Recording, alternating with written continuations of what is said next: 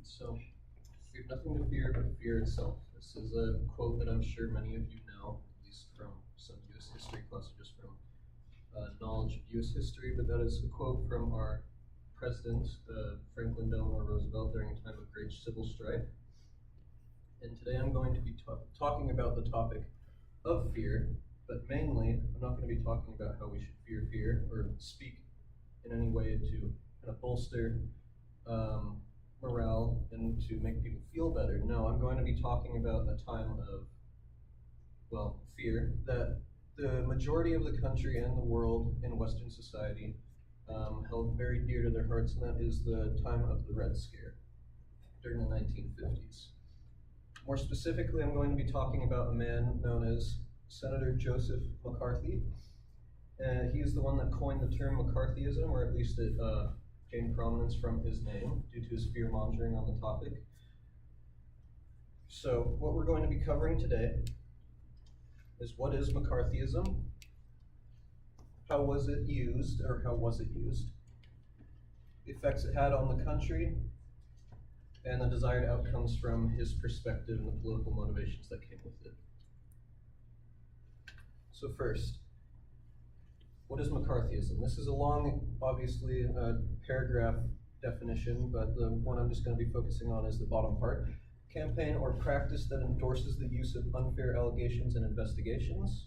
And for context, he used this to his advantage during this time. He called out multiple of his political opponents as being communist and said that multiple people in the State Department were communist, and this gained public opinion behind him to even start FBI investigations into his opponents. So, in February 1950, during a speech to the Republican Women's Club of Wheeling in West Virginia, Senator McCarthy, a first-term Republican from Wisconsin, declared that he has a list of communists working for the State Department. This was the first, rise to power that he had. He came out saying that his political opponents and those that opposed him, basically anyone that disagreed with him, had ties to the Communist Party.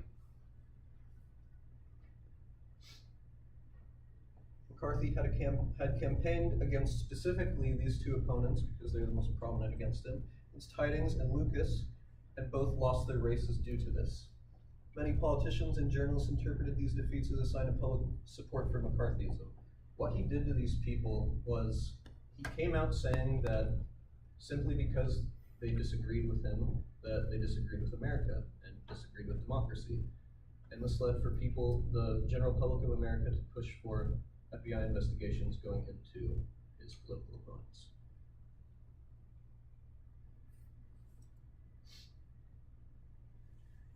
And obviously, this created hysteria and fear.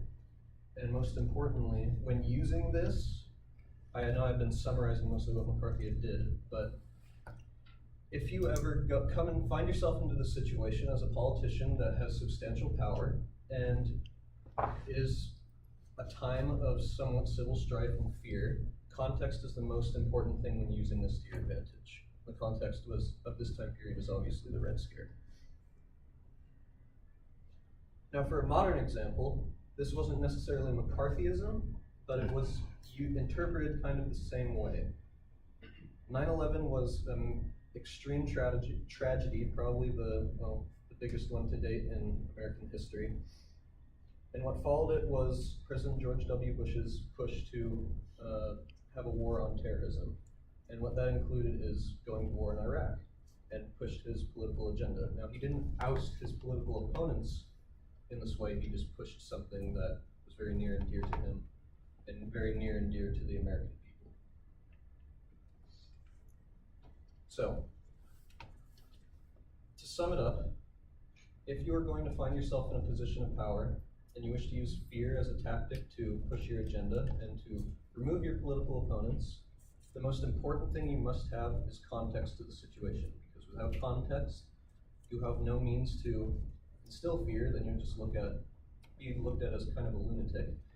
People will not take you seriously, but in the case of McCarthy and George W. Bush, there's context. McCarthy had the Red Scare, he basically brought about it, and for George W. Bush, it was 9/11 and the terrorists of Al Qaeda.